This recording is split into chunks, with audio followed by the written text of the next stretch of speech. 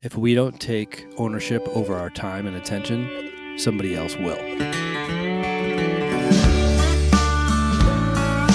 What is up, everybody?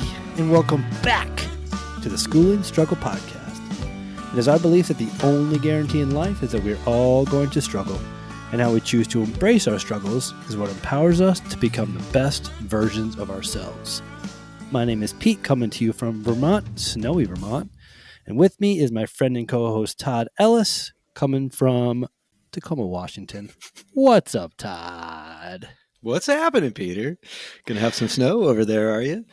Yeah, we record on Monday nights here, and it is It's also middle of Monday March. night here.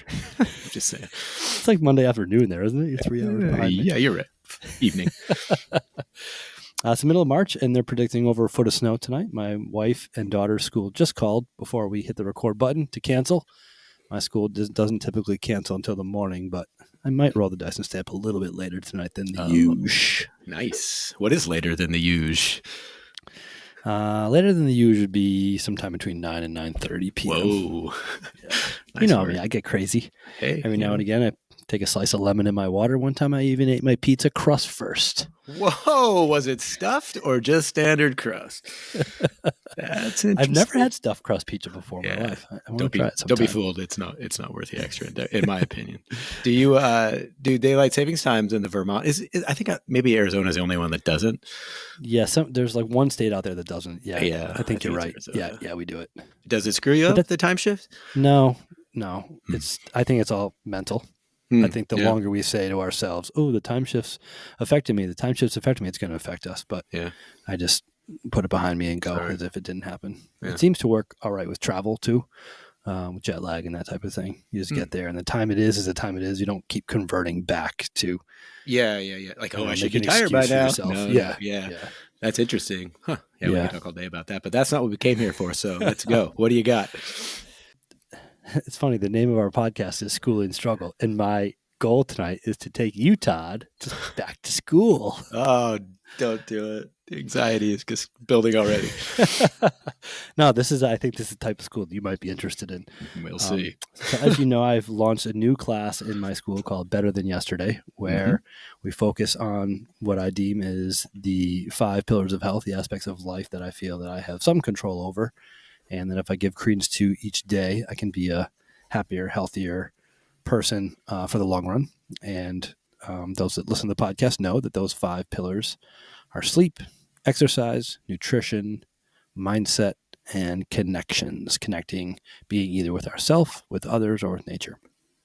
And in our class, we do different dives. And I've recently done a deep dive with my students on the topic of habits. And this is something that's come up with us in past episodes. And I don't want to say crack the code because that sounds like I have an answer, but I think I have a really cool thing here that I want to not run by you, but include you in and try to use you as an example for the listeners to teach us how we can apply these 4 mechanisms to adopt or implement new habits in our life. And this so is T guinea pig. T guinea pig. T guinea today. Okay. All right. So this is absolutely not from me. The 5 pillars of health are not from me. Nothing that I share in this podcast comes from me. It all comes from people that are way smarter than me that I've learned a lot from. Wow. Yeah. Is that true? Because you made up your own class and now you teach it. So that's not actually true. And I've been using James Clear's book, Atomic Habits, as kind of the backbone for our deep dive on habits. I think it's an amazing text. And he talks about a couple different things that we can do to implement habits in our life, and some anecdotal and some studies that show that if we do these things, the chances of us implementing and sustaining habits increases.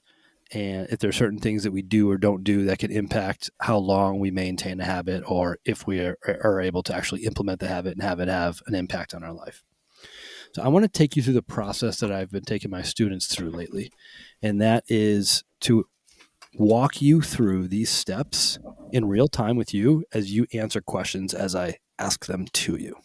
I like it. we've had some conversations in the past, and we've talked about different habits that we might want to implement into our life. People that listen to this podcast regularly know that I'm looking to enhance my ability to spend time with myself, aka meditate. And that's something that I'm still striving to implement in my life in different ways.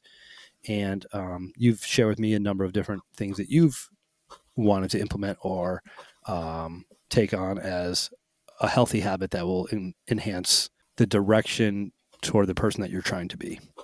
And I believe in the past you've mentioned something about wanting to be a better contributor toward taking out the trash in your family. The trash. Can you just expound upon that just a tiny bit so the listeners can know kind of where the trash situation sits in your family? I would love to talk trash. The trash is an interesting situation. So at my house, we have three different cans that hit the street. So they're like big, I don't know, 55 gallon, maybe bigger, curb serviceable garbage containers, and they have to be set apart from each other at a certain distance. So the claw arm of the disposal truck can swoop down the street with efficacy and navigate the trash lines. So the trash in the house, I take out all the time, trash and recycling. So we have two different bins. So all recycling goes one. We have the other one for standard rubbish, if you will. And then the other one is for yard waste. I don't have any problem taking it out of the kitchen, getting it to the bigger bins, but where my complication is getting those bins to the road. And so it's historically been, they all have different days that they come, or so you have three different bins and they're picked up on 3 different days? Sometimes, like, I don't even know. So sometimes it's garbage, and I think it's always garbage and recycling. And then one random week will be all 3. So maybe on every other week will be all 3 of them out there, right? So I don't know the schedule, and I've never cared enough to look. And every time I actually say like, oh, I'll take the garbage down, Jocelyn will say, it's not even this week. And so I'm like, okay, well, I guess I'm not going to do it. So that's the standard of how the trash gets to the curb at my house. Now there are modifiers on top of that with like I love this.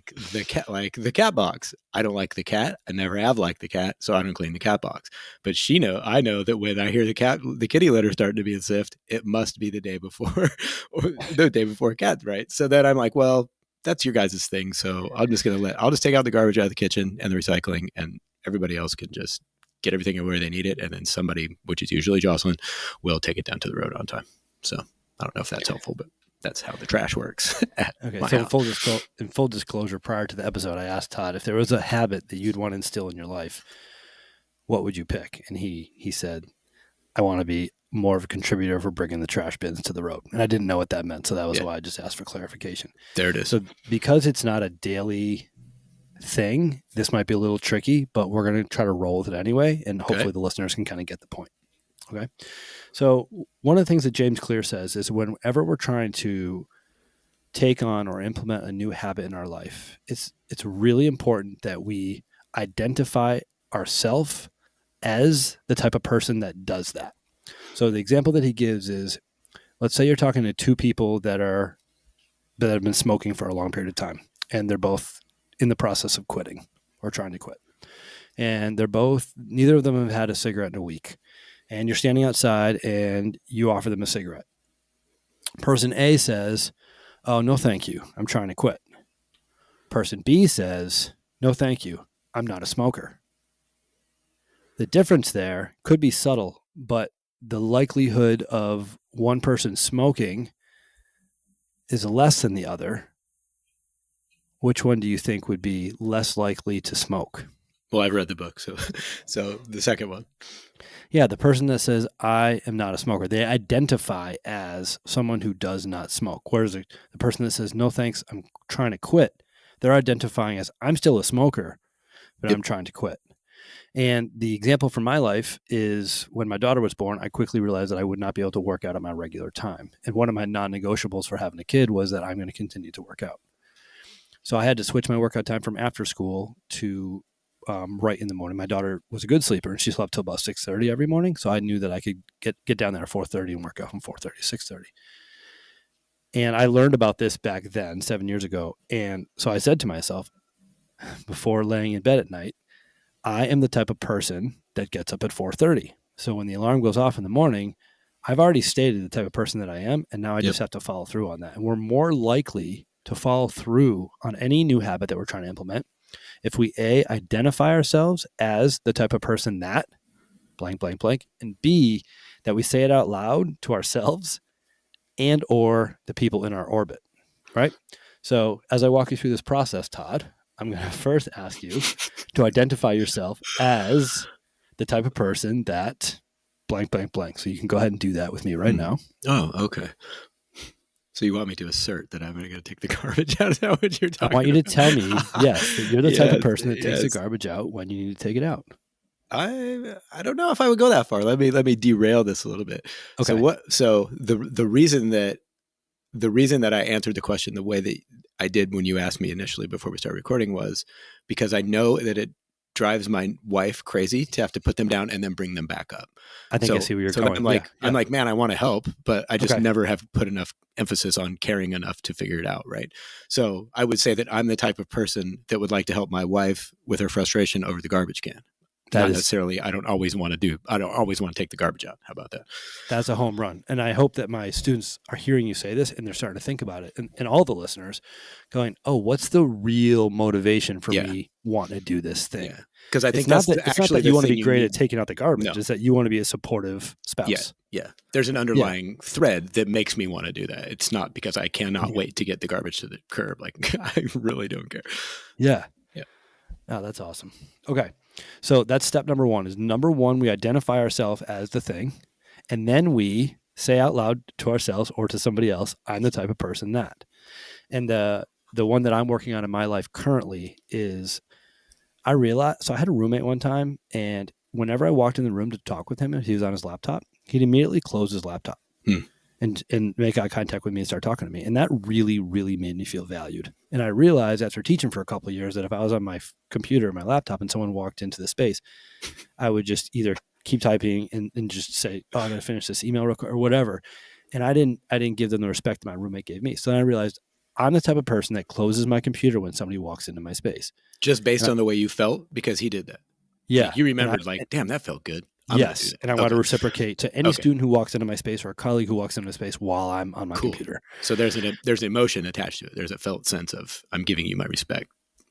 Yes. Okay. So at the very depth of it, I could say I'm the type of person that shows a high level of respect to others by weaning out distractions. Okay.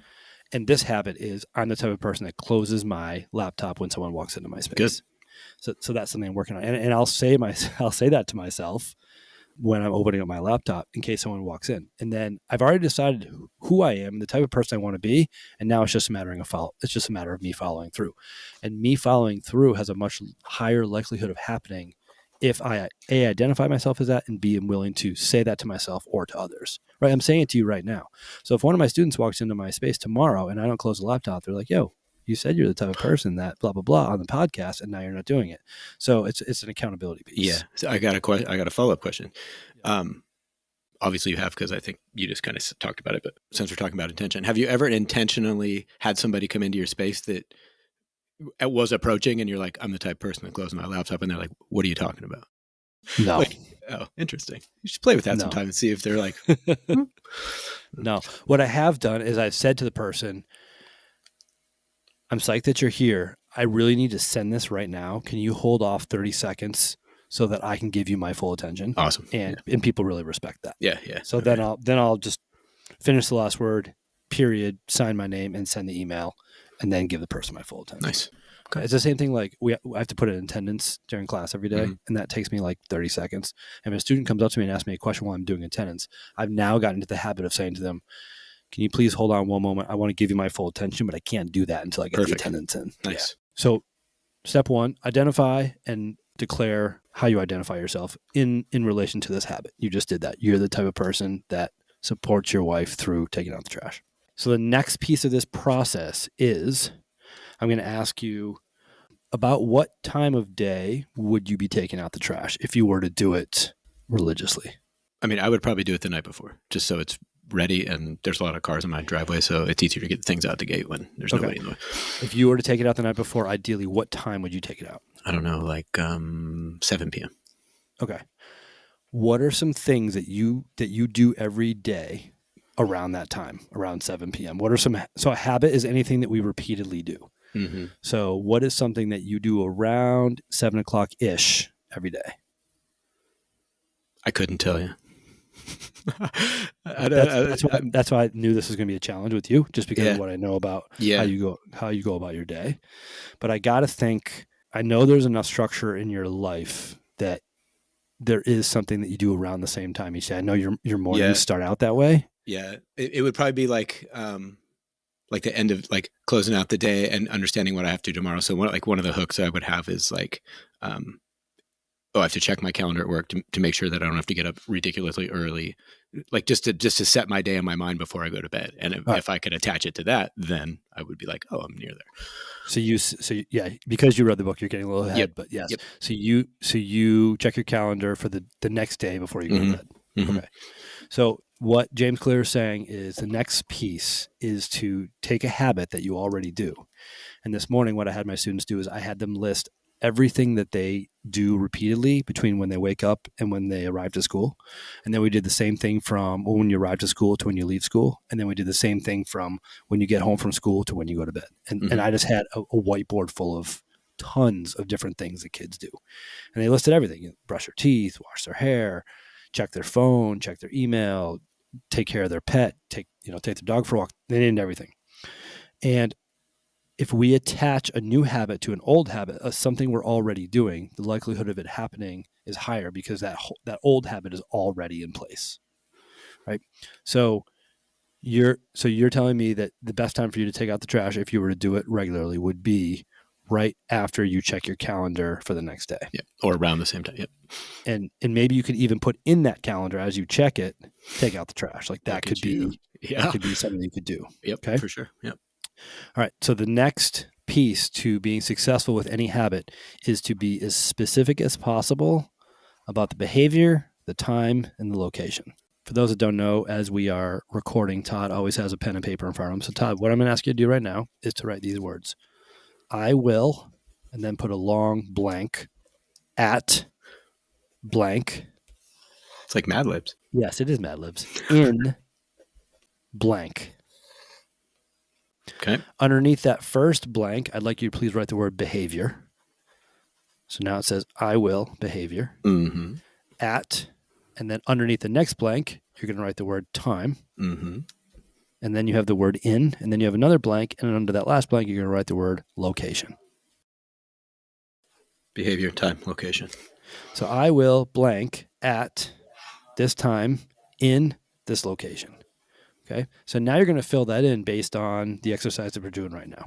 So I will, what's your behavior? Take the garbage to the curb. Okay. Mm-hmm. At, and now time doesn't necessarily mean a time on the clock. It doesn't mean 7:31 p.m. Time means after I do. Yeah. Right. After I check my calendar. Mm-hmm. Because the time isn't the habit that's already instilled. We need to link it to the habit that's already instilled. Yeah, which is not so much time-based, right? It's just like, oh, I forgot, I got to go check. Yep.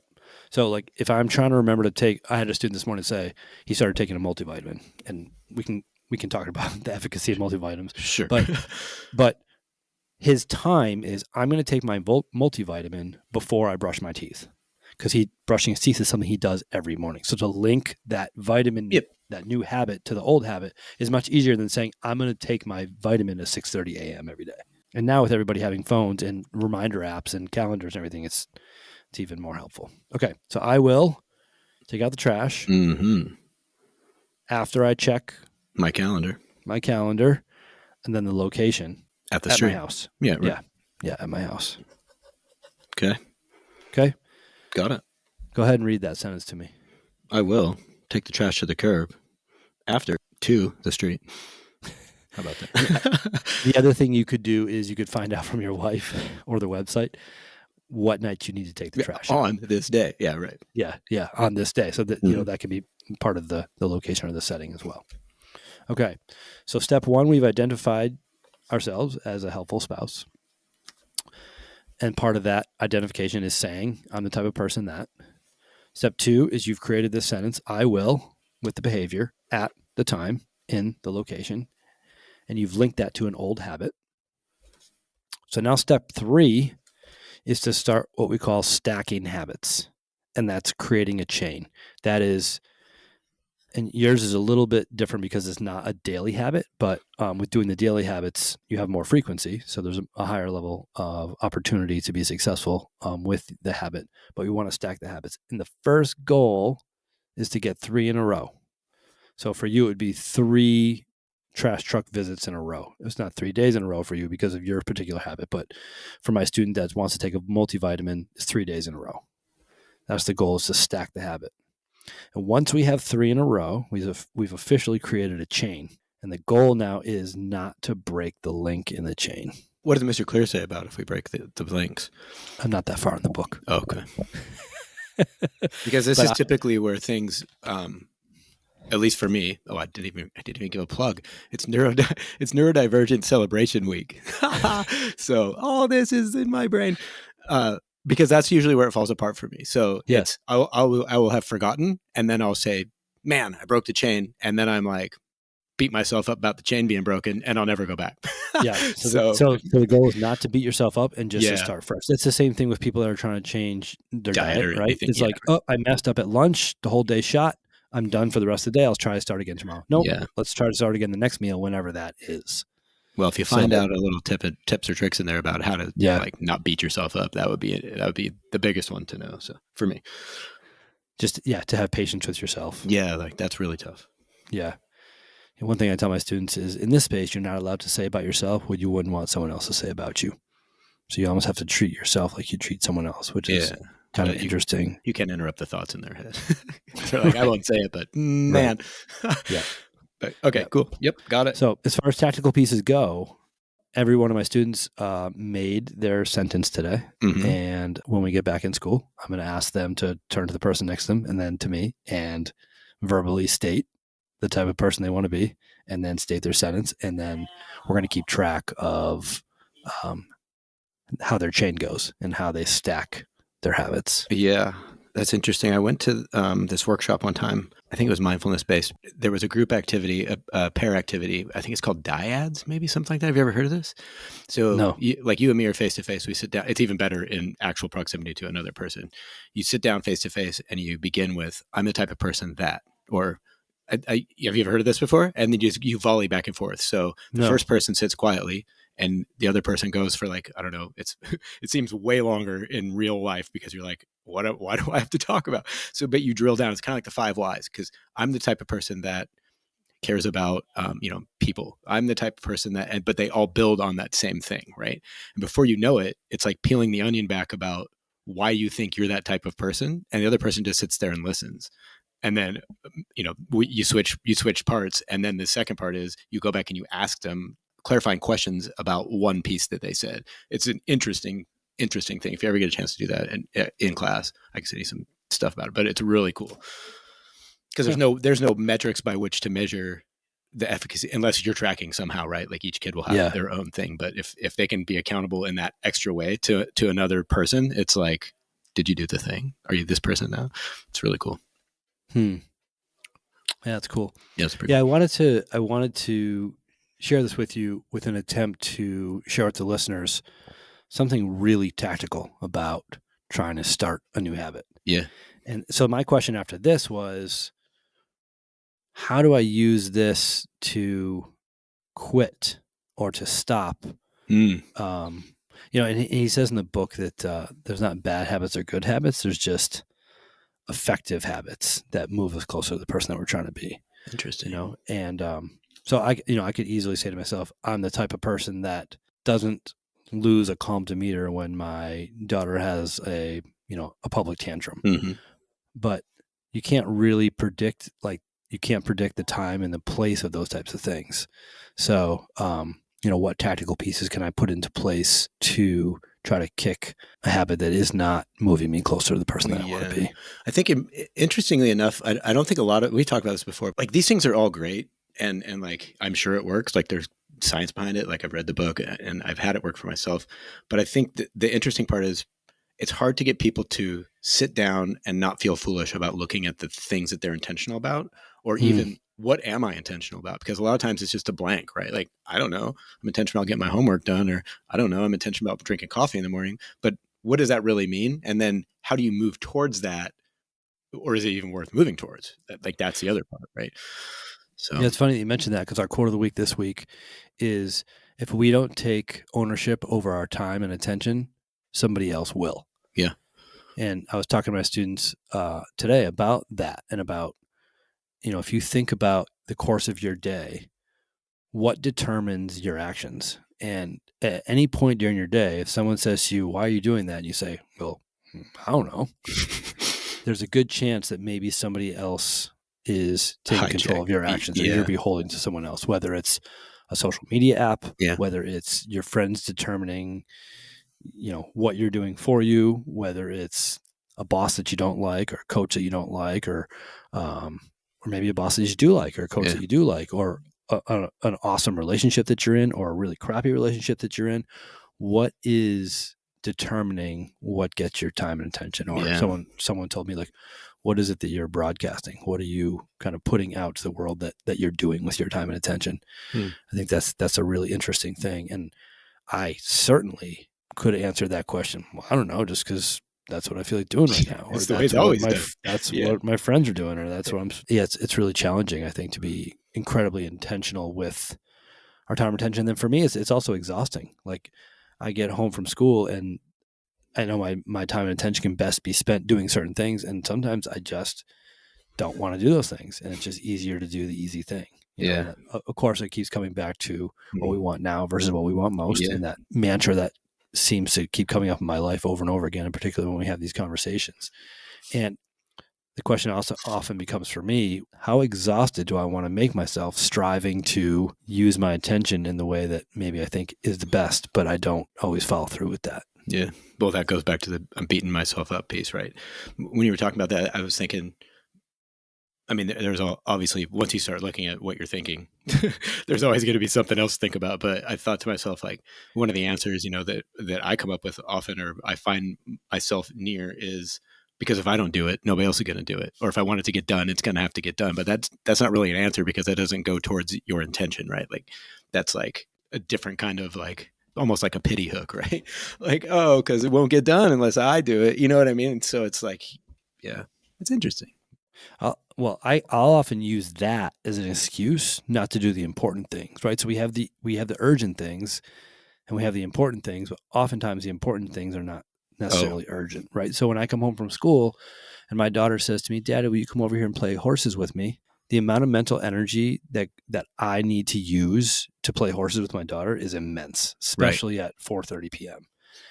And I way more often than I'd like. And if something catastrophic were to happen to her tomorrow, I'd be really upset with myself. And that's how I know that I'm not doing the thing that I think I should be doing, is I'll say to her, "Oh, well, honey, the dishes really need to get Yeah. done. And if I don't do them, no one's going to do them." And then I'll put on a brainless podcast and go do dishes while she plays with herself, while she plays by herself in the living room playing horses. And it's Yeah. just like, when Dr. Slayman talked about, like, shame versus guilt, that's when I feel the most shame, because I'm like, if something happened to her tomorrow, I would really regret choosing the dishes over time with my daughter.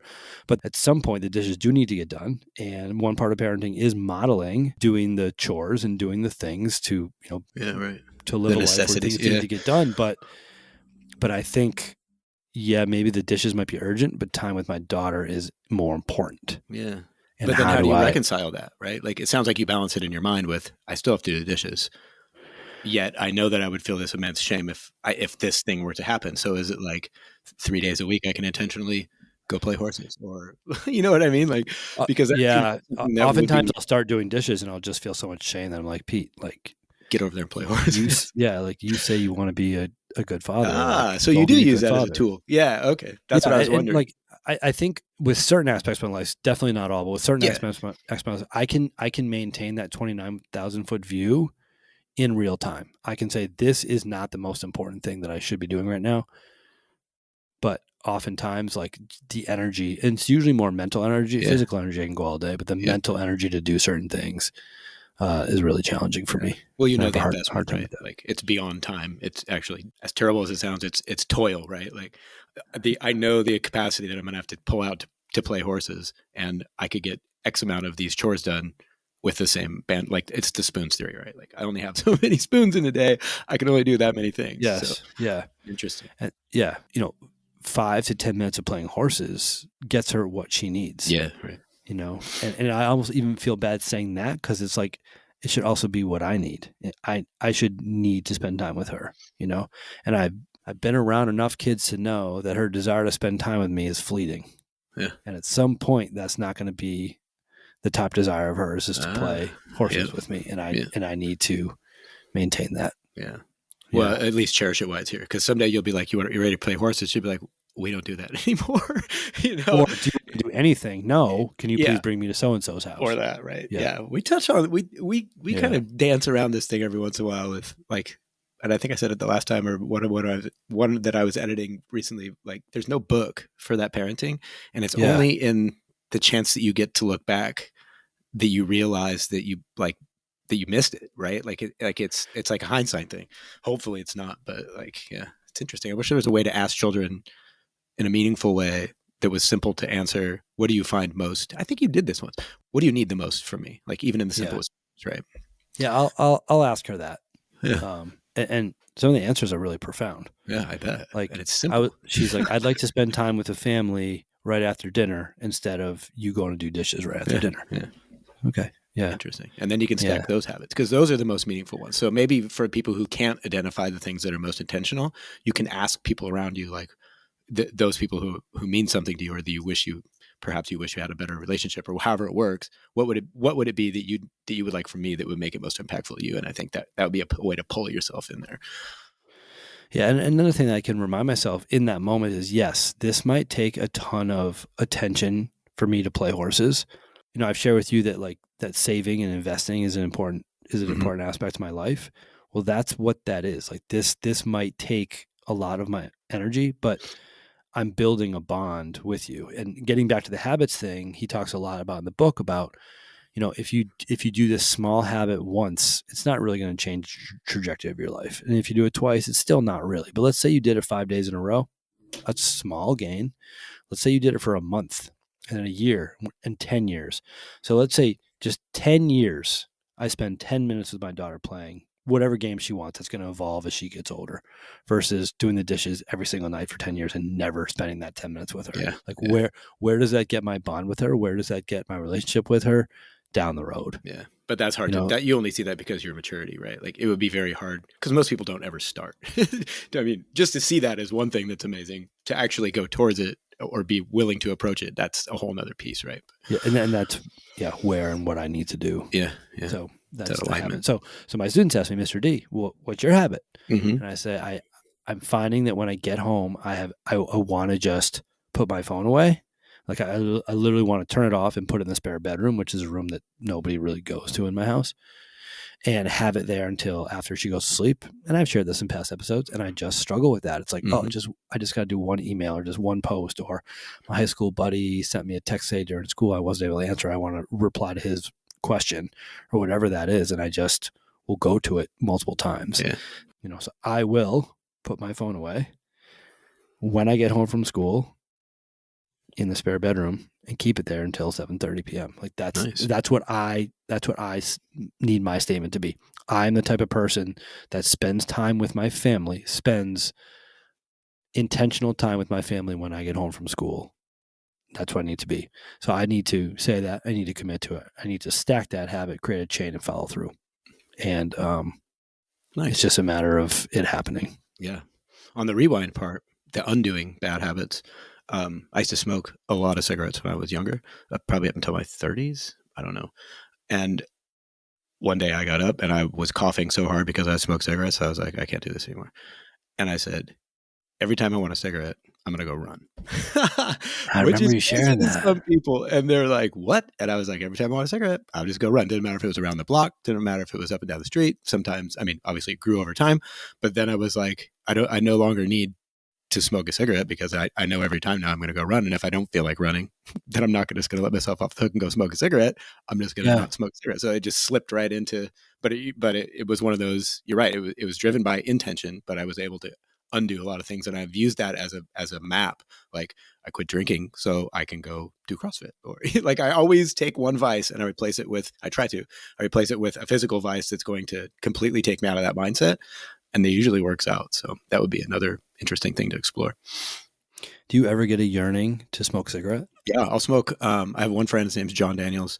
He'll come over and we'll work on cars. Like last time he was over, we tore this tractor apart, and he always has a pack of cigarettes. And I'll be like, "Hey, John, let me have a cigarette." At first he's like, "Nah," and I'm like, "Come on, give it to me." And so he will, and I'll just sit there and smoke cigarettes. And the whole time I'm like, "This tastes so terrible." Like the head rush. I'm like, "This is the worst thing ever." And then when he leaves, that's the only cigarettes that I've ever had. Good to go. Yeah, so it's kind of a weird treat. I don't know how it's a treat, but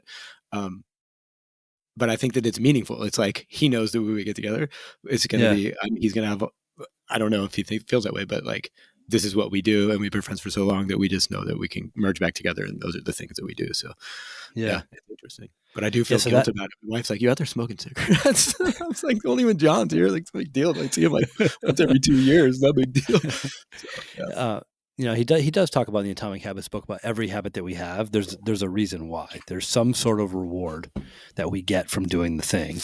Yeah. And in the association with the habit is often the trigger. Right? Yeah. They're saying like it's easier to start new habits or quit old ones in a new environment than it is in the same environment with those triggers. So maybe in some way, shape, or form, being around him has that trigger. Well, it's Yeah, it's like when you drink a lot, right? If you replace your friends with friends that don't drink as much, you're not going to drink it just won't be a thing. It's just not that. Yeah, I have certain friends that like I don't eat certain foods ever. Yeah, but I'm with them, I'll eat those foods. There you go. Same idea. Yeah, I don't know why. Probably my biggest or hardest habit to kick was bite my nails. I bit my nails all through childhood, middle school, and at the end of middle school, I decided I was going to try to stop biting my nails. And there's like this stuff you can buy when you put on your nails. It's like hot pepper. Yeah, that didn't even work for me. I still bit my nails through that. Wow. And then I decided every time I see a white on my fingernail, I'm going to go get a nail clipper and clip it. And so I cut my nails so short that I couldn't bite them. Mm-hmm. And that was it for me. And now, if I see even a little bit of white on my nail, I'll go cut it. Huh. Yeah, if I'm like a long car ride and I see a little white on my nails, I'll start nibbling because I should keep a nail clipper in my car probably. Like these are way too long. You're talking about like anything over the nail bed? You're just cutting it right back. Yeah, any white. I call it any white. I don't know if that makes sense to anybody else. But any overhang, right? Yeah.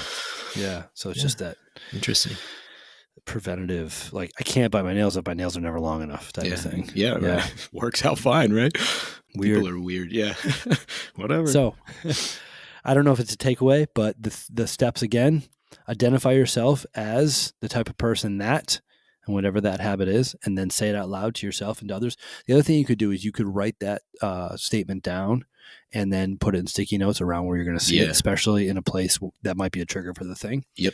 Same thing with the I will statement. So I will, and then state your behavior and then the time is you're going to link it to another habit that you're already doing and where exactly that's going to happen. That can be a statement you write down and hang up in places you see. And then you stack the habits. You try to create the chain. And once the chain's made, do what you can not to break it. We're going to have another episode at some point when I learn the answer to Todd's question is when I break the chain, how do I manage myself from beating myself up? Yeah. Nice. Yeah, good one. That was a good one. I like that. You did some thought into the tactical piece of that. Awesome. Yeah. Well, for all the listeners out there, we so very much appreciate your ears. We thank you for your time. We are incredibly grateful for your attention. I'm going to go rest up because I'm going to be doing a lot of shoveling in the next 24 hours. We are the School and Struggle Podcast. Todd, I took you to school tonight. Hopefully you learned something to take away and apply to your life outside of the podcast. I can't say I'll be taking the garbage out, but I might. So check back. You never know. Speaking of the garbage, we are out. See ya.